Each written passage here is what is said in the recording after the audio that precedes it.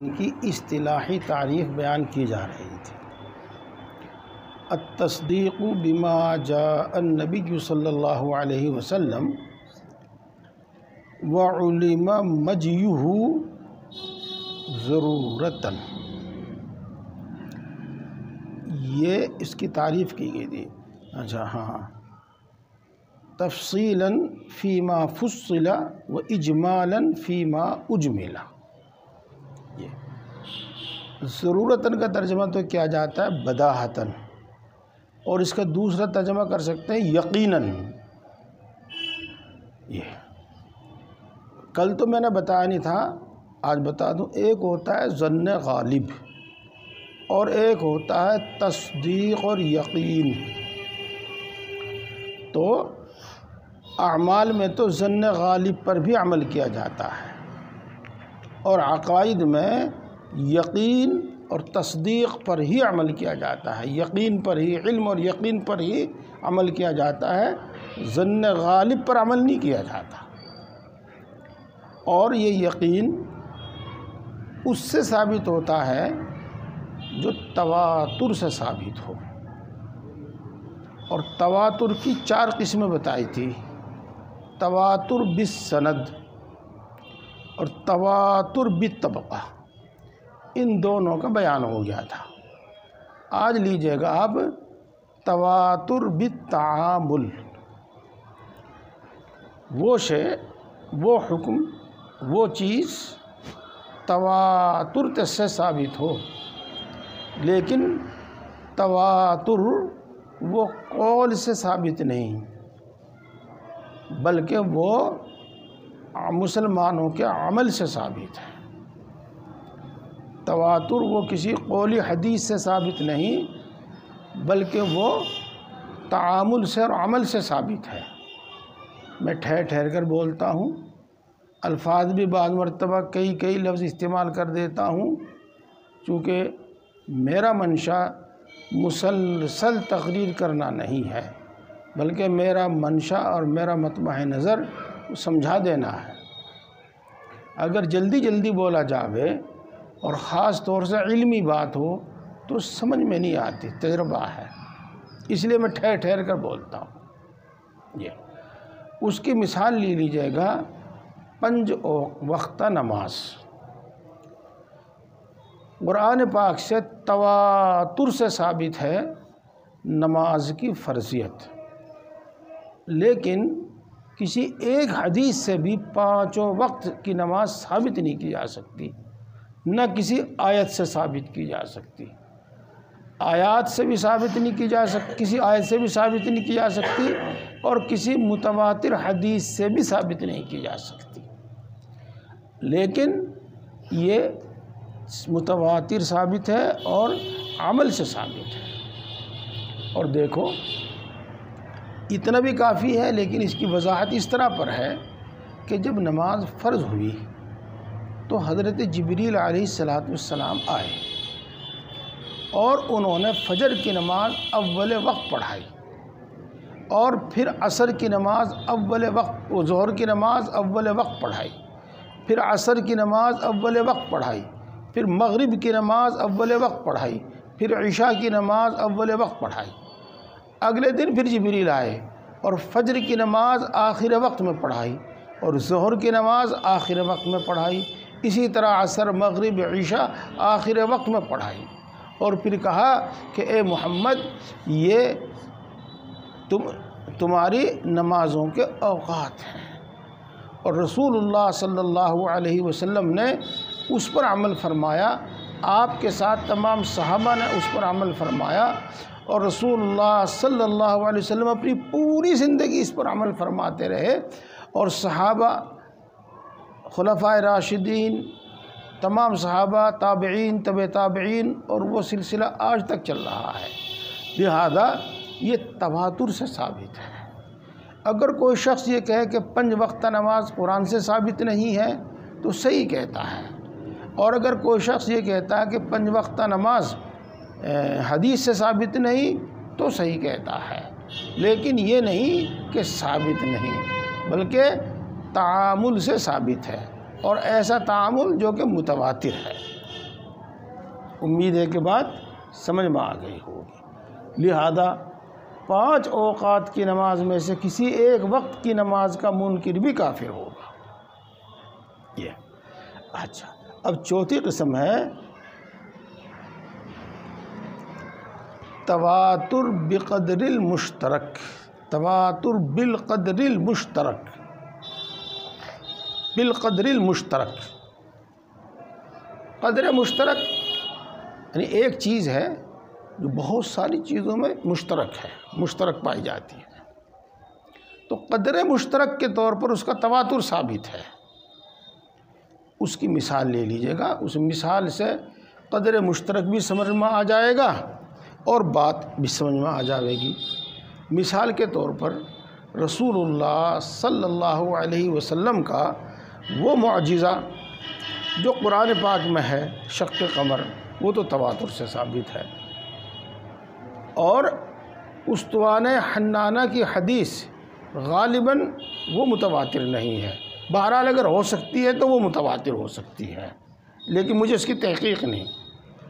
لیکن ہر معجزہ رسول اللہ صلی اللہ علیہ وسلم کا تواتر سے ثابت نہیں ہے، تو ہر معجزے پر ایمان لانا شرط نہیں ہے، لیکن قدر مشترک کے طور پر رسول اللہ صلی اللہ علیہ وسلم کے واسطے معجزات کا ہونا ثابت ہے، لہذا رسول اللہ صلی اللہ علیہ وسلم کے معجزوں پر ایمان لانا ضروری ہوگا۔ یہ مطلب ہے قدر مشترک کا، اور یہ تواتر سے ثابت ہے، تو رسول اللہ صلی اللہ علیہ وسلم کے معجزات پر ایمان لانا یہ ضروری ہے، ایمان کا حصہ ہے۔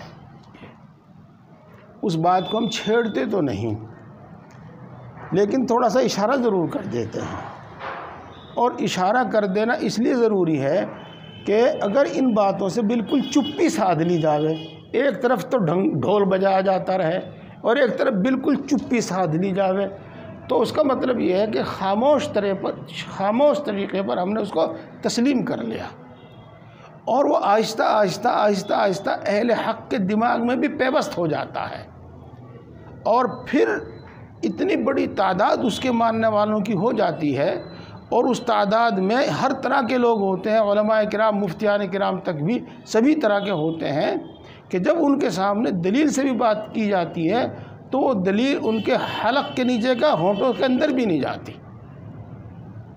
تو اس غلط بات پر گویا کہ ایک اجماع ہو جاتا ہے، اور اس کا سبب وہ لوگ ہیں، اس کے مجرم وہ لوگ ہیں کہ جب وہ بات کہی جاتی رہی اور انہوں نے اپنی مصلحتوں کے واسطے یا ارضائے عوام کے واسطے خاموشی اختیار کی۔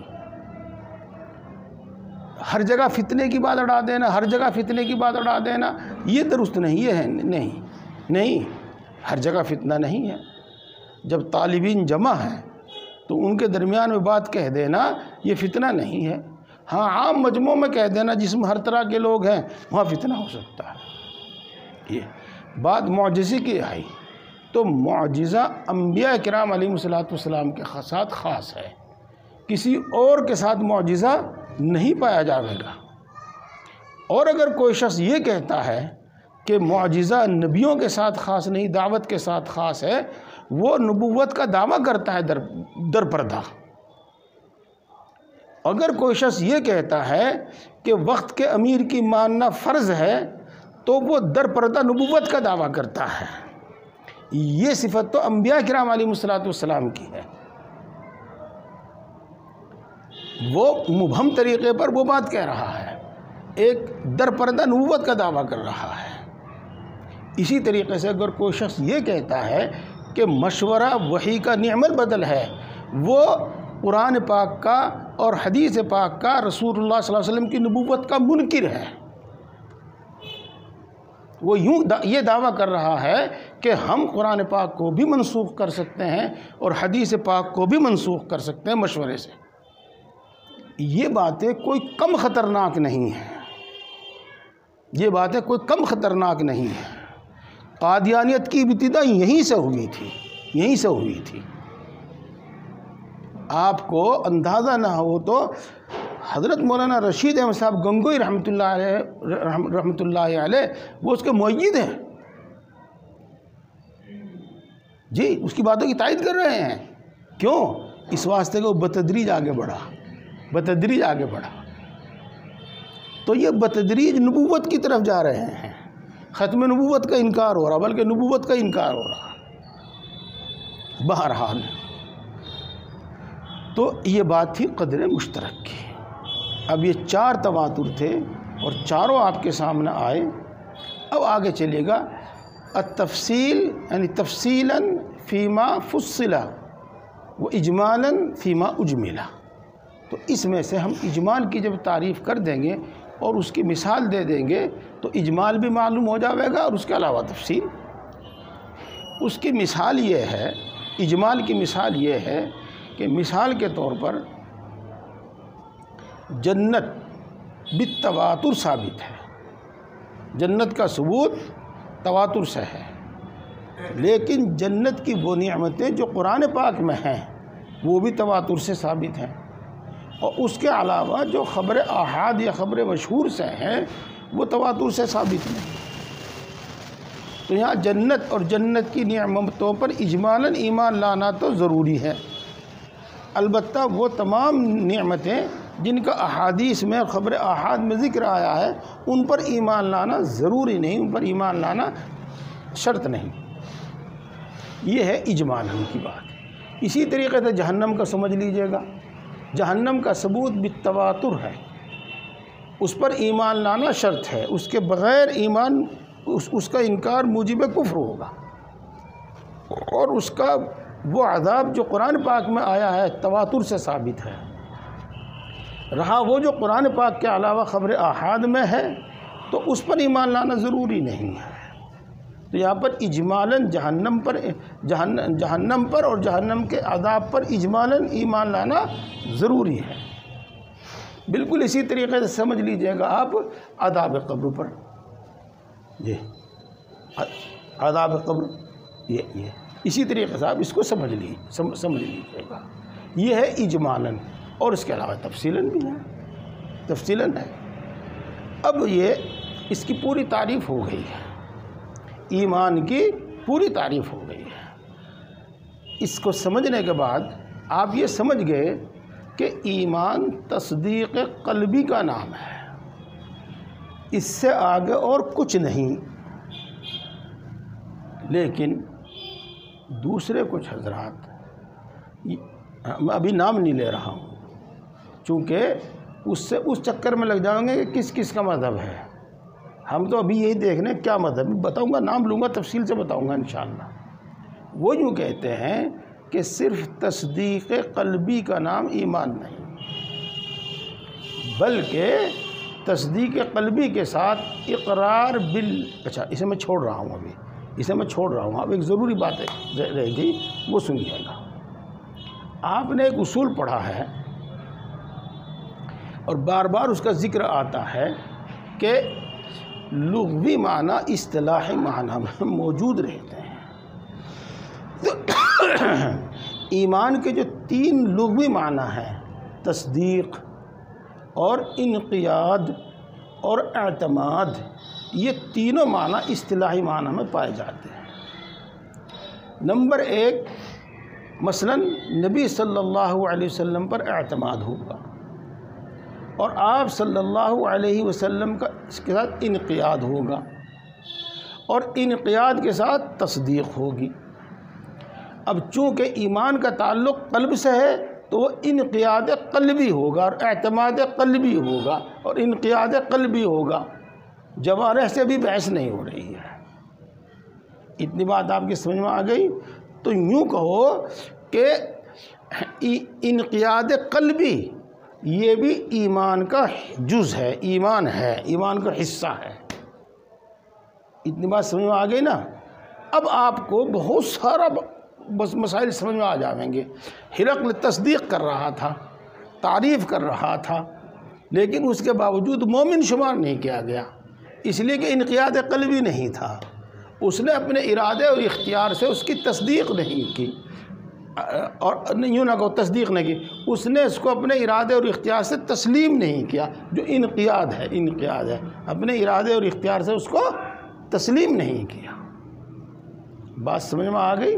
اس لیے مومن نہیں شمار ہوا۔ اسی طریقے سے آپ کو وہ آیت شریفہ بھی اب اچھی طرح سمجھ میں آ جائے گی۔ یہ فرمایا یعرفونہ کما یعرفون ابناءہم، رسول اللہ صلی اللہ علیہ وسلم کی نبوت کی، نبی ہونے کی حیثیت سے تصدیق ہی نہیں بلکہ معرفت قلبی ان کو حاصل تھی، اور ایسی شدید معرفت قلبی حاصل تھی، ایسی پرزور معرفت قلبی حاصل تھی جیسا کہ اپنی اولاد کو دیکھ کر پہچاننے میں کوئی شک و شبہ نہیں ہے۔ وہاں پر کوئی دماغ لڑانا نہیں پڑتا ہے، وہاں پر مقدمات کو ترتیب دے کر نتیجہ نکالنے کی ضرورت نہیں ہوتی ہے، یہ ایک دم بس نتیجہ سامنے ہے۔ لیکن اس کے باوجود وہ مومن نہیں قرار دیے گئے۔ مومن کیوں نہیں قرار دیے گئے؟ اسی لیے مومن قرار نہیں دیے گئے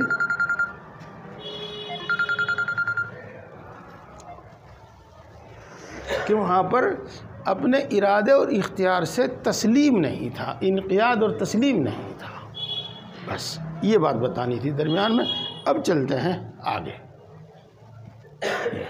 چلو خیر، میں اسی اختلاف کو بھی بعد میں ہی بیان کرتا ہوں، بعد میں بیان کروں گا، پہلے میں اس کو دوسری بات بیان کرتا ہوں۔ جن حضرات نے ایمان کی تعریف کی ہے تو انہوں نے یہ فرمایا ہے کہ اقرار باللسان یہ دنیا میں احکام کے اجرا کے واسطے شرط ہے، اور یہ ایمان کے لیے نہ شرط ہے نہ شطر ہے۔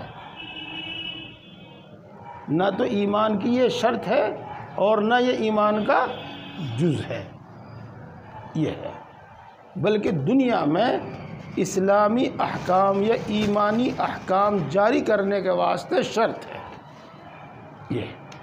اب کس صورت میں اقرار ساقط ہو جاوے گا اور کس صورت میں اقرار لازم ہوگا، یہ تو ہے مسائل اور فروعات اصل میں۔ بہرحال اگر تصدیق قلبی ہے اور کوئی مانع نہیں ہے اقرار سے، تو اقرار کے بغیر تصدیق قلبی معتبر نہیں ہوگی، اور اگر کوئی مانع ہے تو تصدیق قلبی اقرار کے بغیر بھی معتبر ہوگی، یہ یوں کہہ لیجیے گا۔ بہرحال اقرار باللسان یہ اجرائے احکام کے واسطے شرط ہے، یہ ایمان کے لیے نہ شرط ہے اور نہ ایمان کے لیے شطر ہے یہ۔ اب آ جائیے گا اعمال کا کیا درجہ ہے، اور ہم ایسا کیوں بتا رہے ہیں، اس کی وجہ ہے کچھ۔ تو دیکھو، ایک ہے نفس ایمان، ایک ہے کمال ایمان۔ تو ہم اس کو اس طرح تعبیر کر سکتے ہیں جس سے امید ہے کہ پوری حقیقت واضح ہو جاوے گی کہ نفس ایمان کے واسطے اعمال شرط نہیں ہے، اور کمال ایمان کے واسطے اعمال شرط ہیں، اعمال شرط ہیں۔ نفس ایمان کے واسطے اعمال شرط نہیں، کمال ایمان کے واسطے اعمال شرط ہے۔ تو یہ جو مذہب بیان کیا گیا ہے اس کی اب تفصیل ہو گئی ہے، اور یہ امام اعظم ابو حنیفہ علیہ الرحمہ اور جمہور فقہا اور بہت سے محدثین کا مذہب ہے۔ مرجئہ بھی یہی کہتے ہیں اور دوسرے بھی، اور جمہور محدثین، اور انہی میں ہیں امام بخاری علیہ الرحمہ بھی، اور انہی میں ہیں ہمارے ائمہ ثلاثہ۔ ہمارے ائمہ ثلاثہ میں نے اس لیے کہہ دیا ہے کہ ہمارے درمیان کوئی تفریق اور تعصب نہیں ہونا چاہیے۔ ہمارے ائمہ ثلاثہ سے مراد امام ابو حنیفہ اور امام ابو یوسف اور امام محمد نہیں ہیں، بلکہ ہمارے ائمہ ثلاثہ سے مراد امام مالک علیہ الرحمہ، امام شافعی علیہ الرحمہ اور امام احمد بن حنبل علیہ الرحمہ ہیں۔ وہ بھی یہی فرماتے ہیں۔ کیا فرماتے ہیں؟ کہ ایمان تصدیق بالجنان اور اقرار باللسان اور عمل بالارکان کے مجموعے کا نام ہے، مجموعے کا نام ہے۔ اب میں بہت صاف الفاظ میں کہوں گا، یوں کہیے گا کہ اقرار باللسان ایمان کے واسطے شطر ہے، جز ہے۔ شطر اور شرط کو تو آپ سمجھتے ہی ہیں، اور اسی طریقے سے عمل بالارکان بھی ایمان کے واسطے شطر ہے، اور یاد رکھیے گا یہ نفس ایمان کے واسطے شطر بتا رہے ہیں، نہ کہ کمال ایمان کے واسطے۔ تو نفس ایمان تصدیق باللسان اور تصدیق بالجنان اور اقرار باللسان اور عمل بالارکان تینوں کے مجموعے کا نام ہے۔ آگے چلنے سے پہلے میں یہاں آپ کو ایک بات بتا دیتا ہوں، وہ بہت آسانی سے سمجھ میں آ جاوے گی، اور بہت زیادہ تفصیل کرنے سے بات سمجھ میں نہیں آتی، بہت زیادہ دلائل بیان کرنے سے بات سمجھ میں نہیں آتی، بہت زیادہ مثالیں بیان کرنے سے بات سمجھ میں نہیں آتی، بلکہ بات سمجھ میں آتی ہے اسی سے کہ بات کس موقع پر بیان کی جاوے اور کتنی بیان کی جاوے۔ بس یہ ہے، جس نے اس کو سمجھ لیا تو انشاءاللہ العزیز اس کی مختصر بات بھی سمجھ میں آ جاوے گی۔ یہ تو دیکھو، جب یہ کہا گیا کہ تصدیق بالجنان ہی ایمان ہے اور اقرار باللسان اور عمل بالارکان اس کے واسطے نہ شطر ہے نہ شرط ہے، تو معلوم ہوا کہ ایمان بسیط ہے، اس کا ایک ہی جز ہے۔ اور جب یہ کہا گیا کہ اقرار باللسان اور عمل بالارکان اور تصدیق بالجنان ان تینوں کے مجموعے کا نام ایمان ہے، تو معلوم یہ ہوا کہ ایمان کے 3 جز ہیں، معلوم یہ ہوا کہ ایمان مرکب ہے۔ دیکھو بات سمجھ میں آ گئی بھائی؟ ارے تم کہتے ہی نہیں کہ ایک نہیں سمجھ میں آئی بات؟ آ گئی؟ اچھا، جھٹو ہی تو نہیں بنا، بیوقوف تو نہیں بناتے تم؟ اچھا جی، یہ ہو گئی ایک جگہ ایمان بسیط ہو گیا اور ایک جگہ ایمان مرکب ہو گیا۔ اور یہ جو ایمان مرکب ہے امام بخاری علیہ الرحمہ کا مذہب ہے، اور ائمہ ثلاثہ کا مذہب ہے، امام مالک، امام احمد بن حنبل اور امام شافعی علیہ الرحمہ، اور جمہور محدثین کا مذہب ہے۔ یہ بات یہاں تک پوری ہو گئی۔ اب آگے دوسری بات سنیے گا۔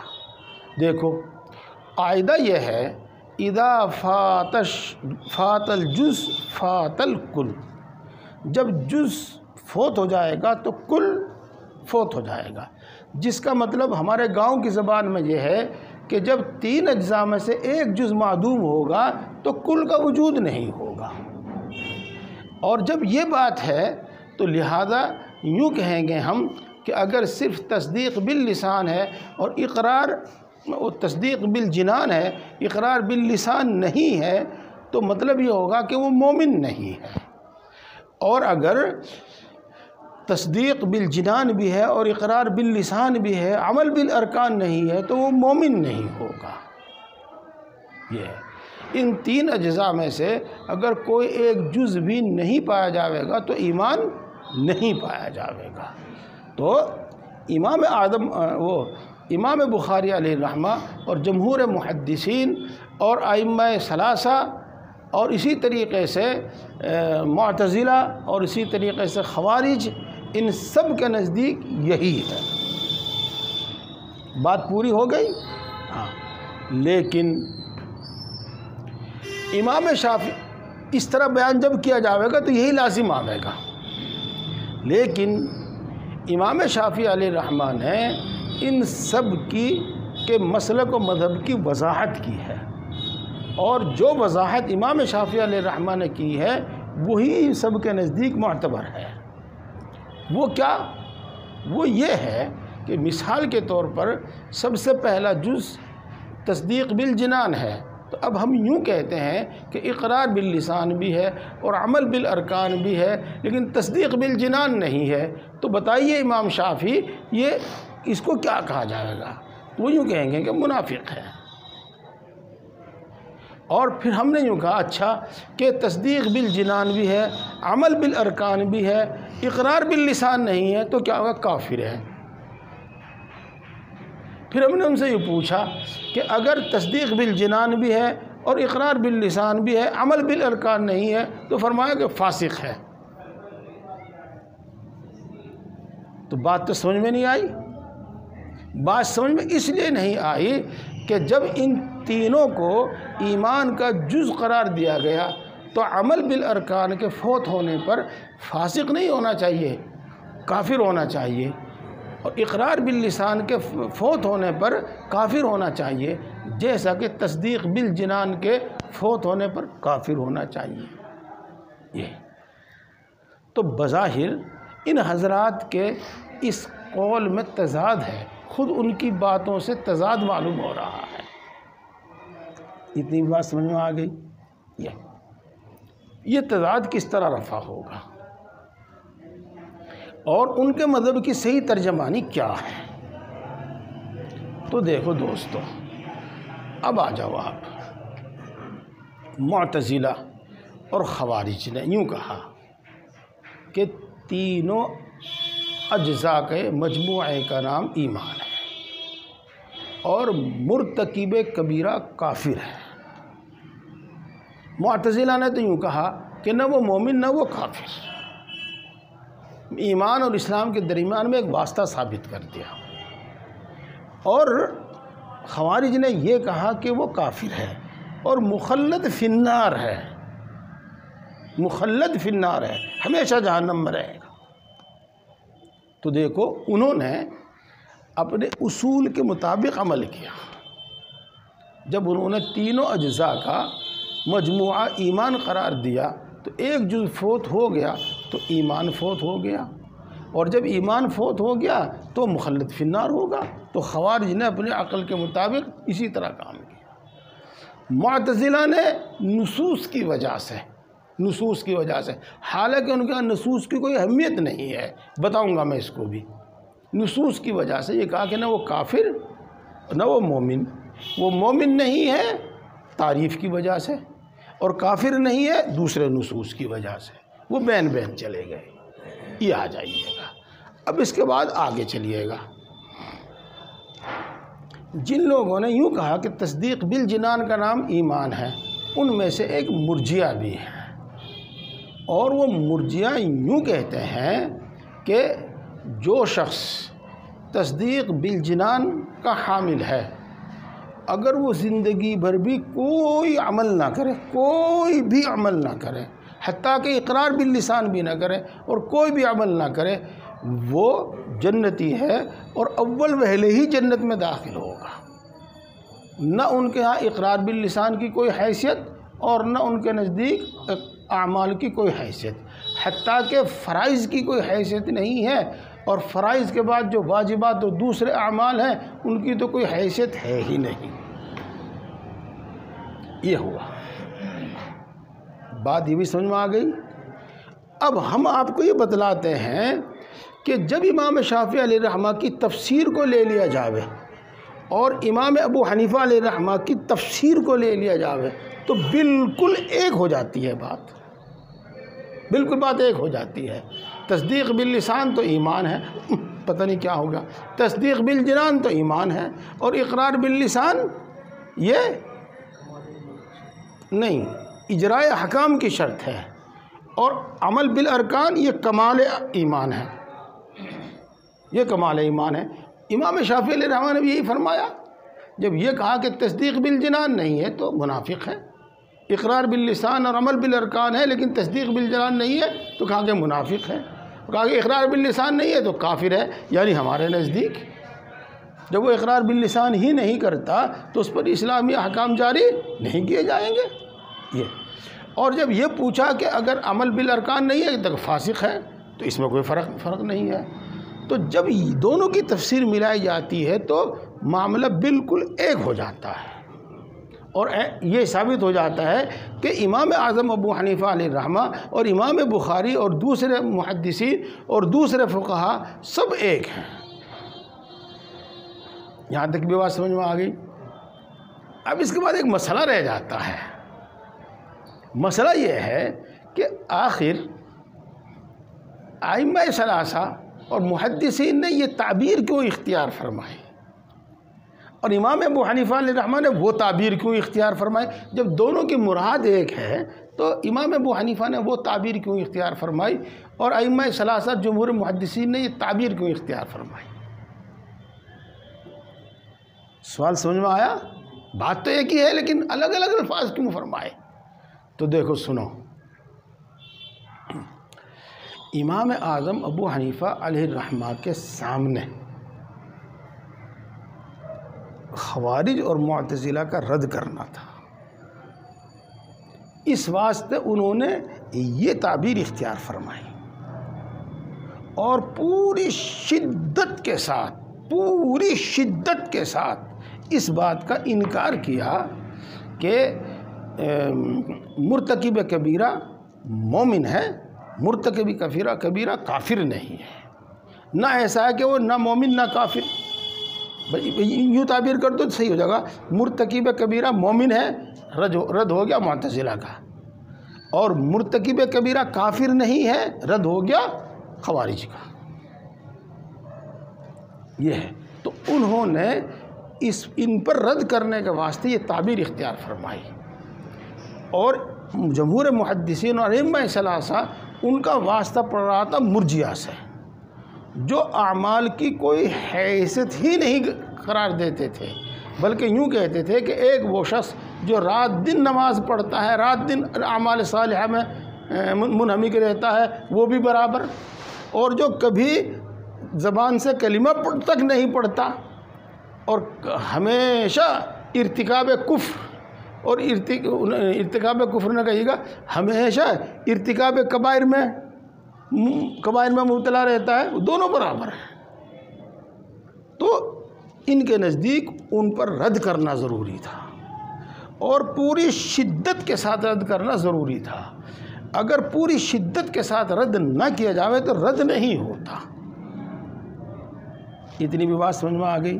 ہاں، دیکھو، جب ان حضرات نے یہ تعبیر اختیار فرمائی کہ اقرار باللسان اور عمل بالارکان ایمان کا جز ہے، اس کے بغیر مومن ہی نہیں ہے، اور بوقت ضرورت وہ تفسیر ہو گئی جو امام شافعی کے زمانے آپ کے سامنے آ گئی، تو ان کا رد بڑی قوت کے ساتھ ہو گیا۔ اور جب انہوں نے یہ کہا کہ نفس تصدیق ایمان ہے اور عمل بالارکان کا اس میں کوئی دخل نہیں ہے، تو ان کا مطلب یہ ہو گیا کہ مرتکب کبیرہ ایسا نہیں ہے کہ مومن نہیں بلکہ مومن ہے، اور مرتکب کبیرہ ایسا نہیں کہ کافر ہے نہیں بلکہ مومن ہے، مرتکب کبیرہ مخلد فی النار نہیں ہے۔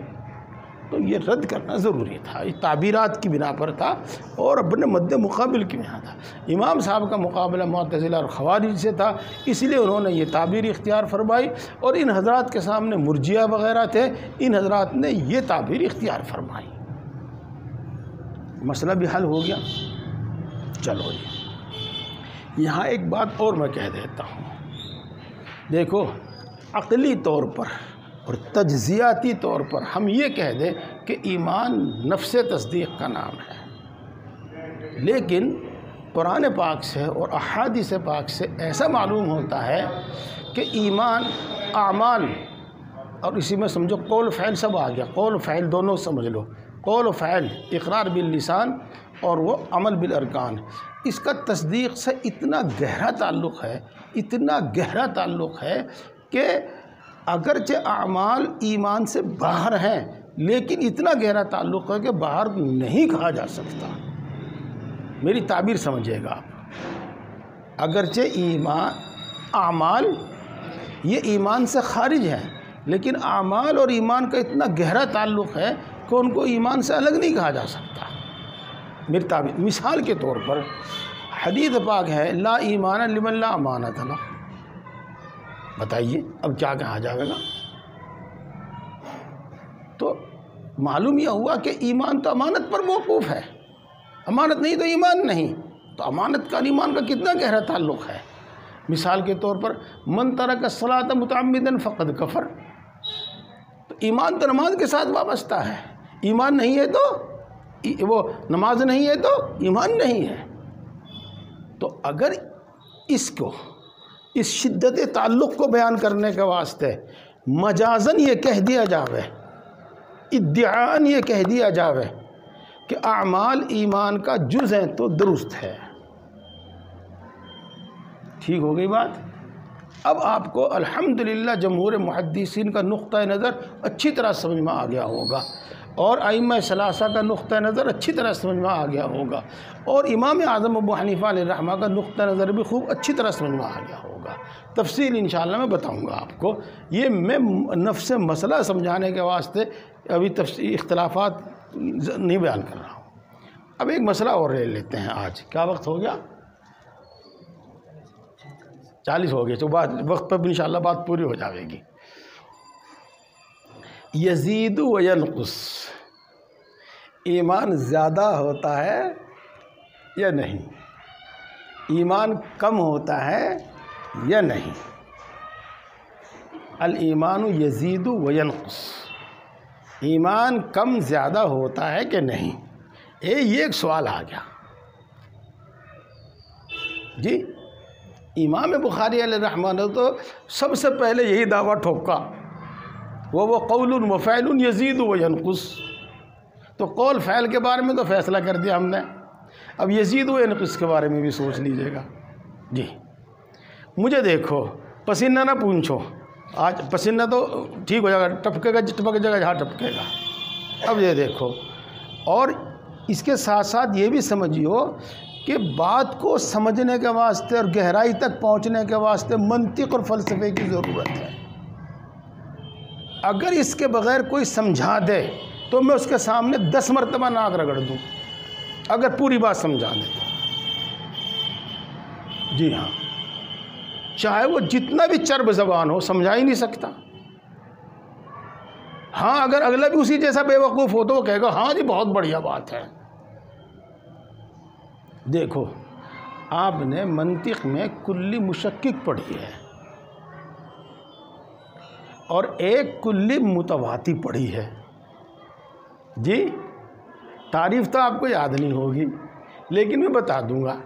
کلی مشکک یہ ہے کہ وہ اپنے بعض افراد پر تقدم کے ساتھ ثابت ہو، بعض پر تاخر کے ساتھ ثابت ہو، اور بعض پر وہ ازیدیت کے ساتھ ثابت ہو، اور بعض پر وہ انقصیت کے ساتھ ثابت ہو، اور بعض پر وہ اشدیت کے ساتھ ثابت ہو، اور بعض پر وہ اضافیت کے ساتھ ثابت ہو۔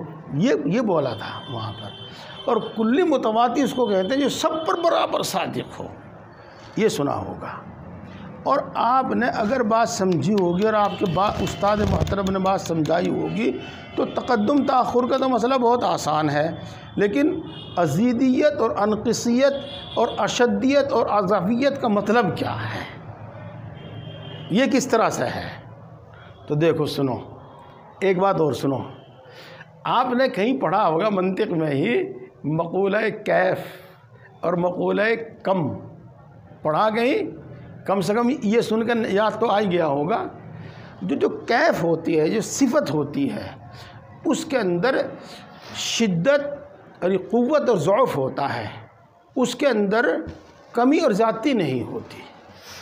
اور جو کم ہوتا ہے، جو مقدار ہوتی ہے، اس میں کمی اور زیادتی ہوتی ہے۔ آئی بات سمجھ میں؟ یہ ہے مثال کے طور پر کہ بہادر، اگرچہ ہم اس کو اسی طرح تعبیر کرتے ہیں، قوت کم زیادہ ہوگی، یہ بات بنی نہیں، تو اس میں شدت و ضعف ہوتا ہے، اس میں کمی زیادتی نہیں ہوتی۔ کمی زیادتی جو ہوتی ہے مقدار میں ہوتی ہے، تعداد میں ہوتی ہے۔